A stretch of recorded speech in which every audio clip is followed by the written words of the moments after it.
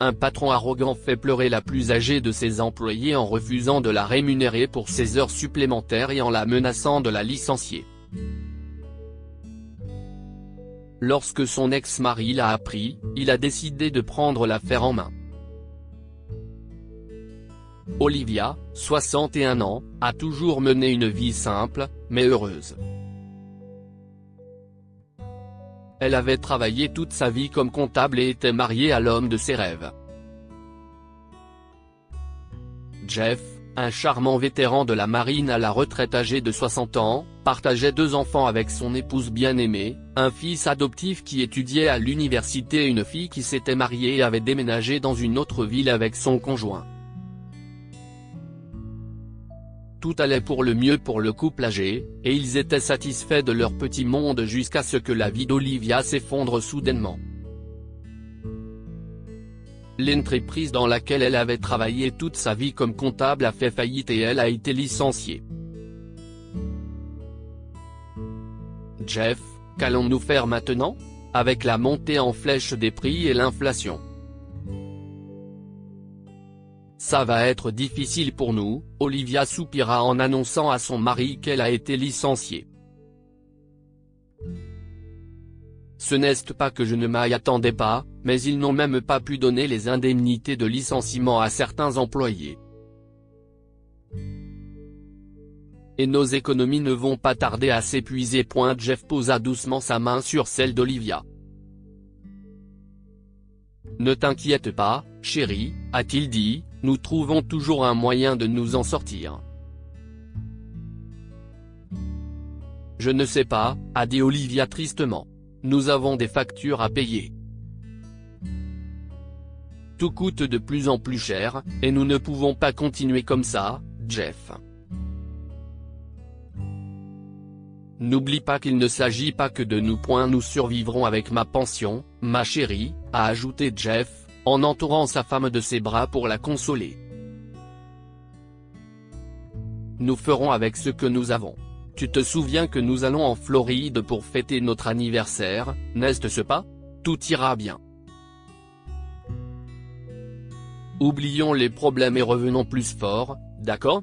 Pour autant, Olivia n'avait pas l'esprit tranquille. Elle était encore plus inquiète lorsqu'elle a vérifié leur boîte aux lettres 2 jours plus tard et qu'elle a découvert que les frais de scolarité de leur fils étaient impayés. Olivia savait qu'elle devait trouver un nouvel emploi, car la pension de Jeff, bien que présente, était modeste. Ils pouvaient payer leurs factures d'électricité, d'eau et d'autres services publics avec cela, mais rien de plus. Pas même les frais de scolarité de leur fils Max. Inquiète pour sa famille, Olivia a commencé à postuler à des emplois.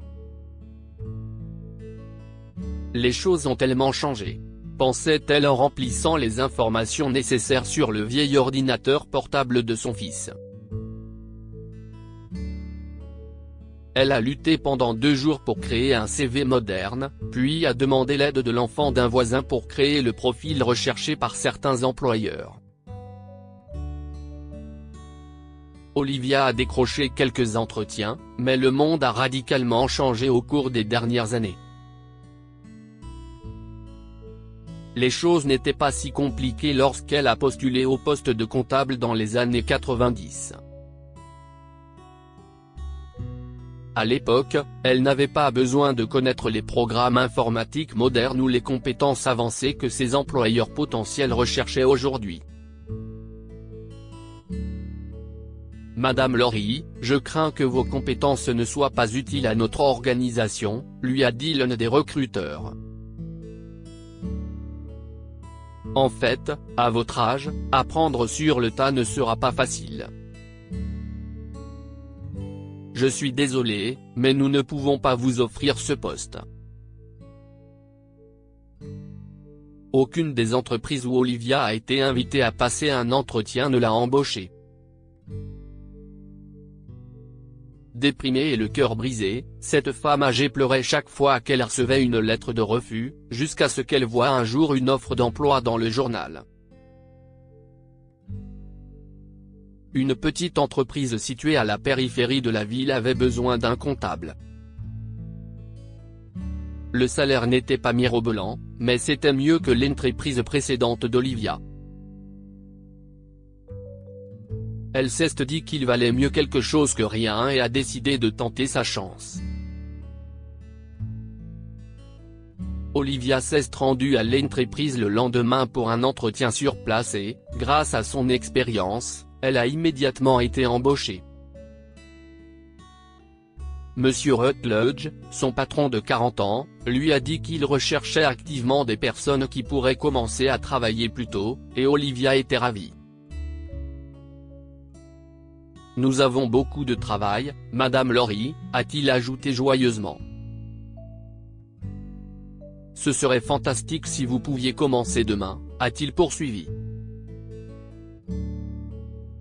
Oh, merci beaucoup, monsieur », a dit Olivia avec reconnaissance.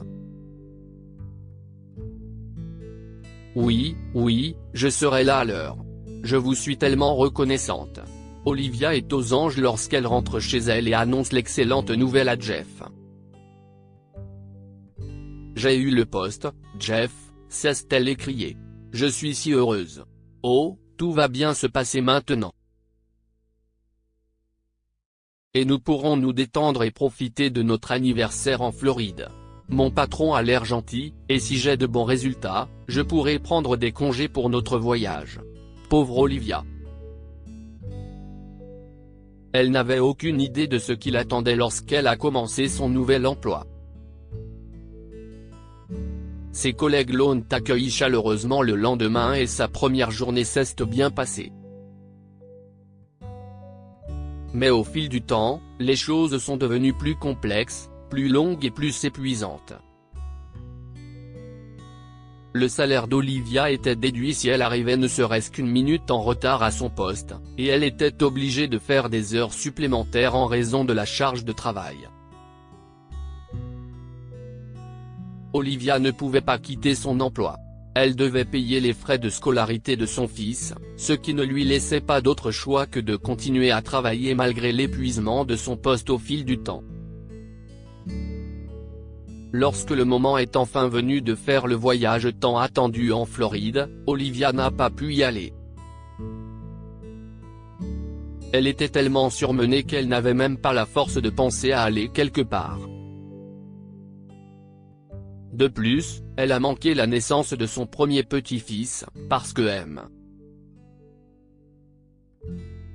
Rutledge a refusé d'approuver son congé. Les mois passent et le nouveau travail d'Olivia est si désagréable et si épuisant qu'elle aurait démissionné depuis longtemps si Max n'avait pas été là. Un soir, Olivia est rentrée chez elle en larmes. Jeff s'était inquiété parce qu'elle s'était mise à pleurer dès qu'elle était entrée dans la maison. « Qu'est-ce ce qu'il y a, chérie ?» demanda-t-il, la voix tremblante. « Pourquoi pleures-tu ? Il n'a pas payé les heures supplémentaires et a menacé de me licencier, Jeff », a dit Olivia en s'effondrant en larmes. « Mon patron. Il est si jeune, Jeff, et il m'a dit de sortir devant tout le monde. Les jeunes d'aujourd'hui sont tellement irrespectueux. Il ne va pas t'écouter. » a dit Olivia en larmes. « Ce n'est pas un homme bien, Jeff. » « Nous verrons bien, » dit Jeff d'un ton agressif. « Je m'en occupe. » Finalement, Jeff obtient d'Olivia l'adresse de M. Rutledge et décide de lui rendre visite. Lorsque le grossier employeur vit un homme de 60 ans entrer dans son bureau en marchant avec une canne, il fut surpris. Il lui demande « Oui, qui êtes-vous » Jeff ferme la porte du bureau et s'assoit en face du jeune patron grincheux. « Je pense qu'il faut que nous ayons une discussion d'homme à homme, monsieur », a-t-il lancé. « Je suppose que vous avez connaissance du cas de ma femme, Olivia Lori, qui travaillait dans votre entreprise jusqu'à hier. Au lieu de régler l'affaire de manière professionnelle, vous l'avez maltraitée et menacée de la licencier. M. Rutledge s'esclaffa. Oh, elle peut quitter son emploi si elle ne peut plus, a-t-il répondu pour sa défense. J'embauche des gens qui ont du talent et qui peuvent travailler. Si elle n'aime pas le travail, elle est toujours libre de partir. Jeff demanda, quoi? Qu'est-ce ce que vous voulez dire? Vous en avez une ou pas? Qu'est-ce ce que ça a à voir avec vous, vieil homme? Grogna le patron. Eh bien, parce que vous ne pouvez pas comprendre le rôle d'un mari si vous n'êtes pas un mari, expliqua Jeff. Vous avez offensé ma femme, et parce qu'elle est ce que j'ai de plus précieux dans ma vie, à part mes enfants, je peux me donner beaucoup de mal pour elle. La seule chose qui me retient, si est que vous êtes son patron. Vous essayez de me faire peur, monsieur le mari attentionné? Vous pensez que j'ai peur de vos paroles? Non, certainement pas, répondit Jeff. Car si c'était le cas, vous auriez dit que vous vous excuserez auprès de ma femme et que vous lui accorderez le respect qu'elle mérite. Tu te rends compte de tout ce qu'elle a raté à cause des heures supplémentaires et du travail qu'elle a fait pour toi? Elle a négligé sa famille, parce que vous ne lui avez pas accordé les congés qu'elle méritait. Et pourtant, vous ne l'avez pas rémunérée pour son travail. Vous devriez craindre Dieu, monsieur. Les temps changent, les choses changent. Croyez-moi. Si vous faites quelque chose de mal, vous ne vous en tirerez pas comme ça, ajouta-t-il en se levant. Et pour votre information, monsieur, je suis peut-être vieux, mais j'ai déjà fait partie des marines. Ne me prenez pas pour un homme faible parce que je marche avec une canne. Si je revois ma femme en larmes à cause de vous, je pourrais oublier que vous êtes son patron. J'espère que si est clair? Oui, peu importe, a dit M. Rutledge en ricanant. Je paierai son salaire et tout ce qu'elle doit à ma société. Maintenant, sortez. Jeff rentra chez lui, convaincu que M. Rutledge ne reviendra pas sur ses paroles et qu'Olivia reprendra son travail avec respect. Cependant, M. Rutledge avait une autre idée en tête. Lorsque le patron est venu dans son entreprise 2 jours plus tard, il a remarqué que tous les employés étaient assis par terre, juste devant la porte de son bureau, et tenaient des banderoles. Payez les heures supplémentaires d'Olivia, ou nous ne reprendrons pas le travail. Nous vous avons vu mettre l'argent dans votre SAC. Vous avez volé le salaire d'Olivia et l'avez forcée à démissionner. Olivia n'est pas retournée au travail à cause de vous. Les collègues d'Olivia savaient qu'elle était une femme dévouée qui travaillait encore à son âge pour payer les études de son fils. Par solidarité, ils ont donc refusé de reprendre le travail tant que M. Rutledge ne l'aurait pas payé pour ses heures supplémentaires. Le patron a compris qu'il n'avait pas le choix cette fois-ci, car son entreprise commencerait à perdre de l'argent si les employés ne reprenaient pas le travail. Je vais la payer, d'accord? A-t-il dit, agacé. Maintenant, tout le monde retourne au travail. Nous ne le ferons pas tant que vous ne l'aurez pas fait et qu'elle n'aura pas repris le travail, a dit une femme. Je vous ai vu quitter le bureau hier soir avec tout l'argent de votre casier. Nous savons aussi que le mari d'Olivia est venu vous voir, et nous savons ce qui s'est passé. Vous m'espionnez? N'est-ce pas illégal? Grommela-t-il. Eh bien, rétorqua la femme. Avec tout le respect que je vous dois, M. Rutledge, ce que vous avez fait à Olivia était également illégal. Cette pauvre dame. Vous ne l'avez pas dédommagée pour son dur labeur. Oui. Oui, s'écrièrent les autres à l'unisson. Vous devez payer ses dettes si vous voulez que nous revenions. s'exclame un homme. Monsieur Rutledge n'a pas eu d'autre choix que de céder aux demandes de ses employés. Au départ, il n'avait pas l'intention d'indemniser Olivia, mais plutôt de la licencier. Mais il n'a plus le choix. Quelques jours plus tard, Olivia a entendu frapper à sa porte. Lorsqu'elle ouvre la porte, elle est surprise de trouver son odieux patron dans l'embrasure. « Oh là là, monsieur Rutledge » s'exclama-t-elle. « Qu'est-ce ce qui vous amène ici ? Je suis désolé, madame Lori » a-t-il dit en lui tendant une enveloppe. « CIST pour les heures supplémentaires que vous avez travaillées. Et comme je ne suis plus votre supérieur, vous allez devoir rendre des comptes à un nouveau directeur. Le PDG a découvert ce que j'avais fait, et j'ai été licencié. Oh, je suis désolé pour ça, a-t-elle dit. Et merci pour ça. Olivia a accepté l'enveloppe et a été choquée d'y trouver plus d'argent qu'elle ne devait à l'entreprise.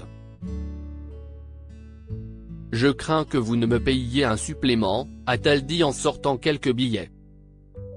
« Si est-il l'argent que vous ne me devez pas. Voilà. M. Rutledge sourit. « J'ai été un idiot », a-t-il dit. « Je n'arrive pas à croire que j'ai maltraité une honnête femme comme vous, madame Lori. Quand votre mari est venu me voir, il a dit beaucoup de choses, et cet argent. Gardez-le. Vous le méritez. Je ne vous paierai rien de plus. Et bonne chance. M. Rutledge s'éloigna simplement, et Olivia ressentit de la sympathie pour le jeune homme. Le lendemain, en arrivant au travail, elle ne peut retenir ses larmes après avoir appris que ses employés l'ont défendue. Olivia n'aurait pas pu demander plus à Dieu. Elle a repris le travail paisiblement et a travaillé pour l'entreprise pendant encore 3 ans, jusqu'à sa retraite, en restant en bons termes avec ses collègues. Sans compter qu'elle a enfin pu payer les frais de scolarité de son fils, acheter des cadeaux pour son petit-fils nouveau-né et lui rendre visite. L'année suivante, à l'occasion de leur anniversaire de mariage, Jeff et elle se sont enfin rendus en Floride. Que pouvons-nous apprendre de cette histoire ? Le karma est comme un boomerang, il revient à celui qui l'a lancé.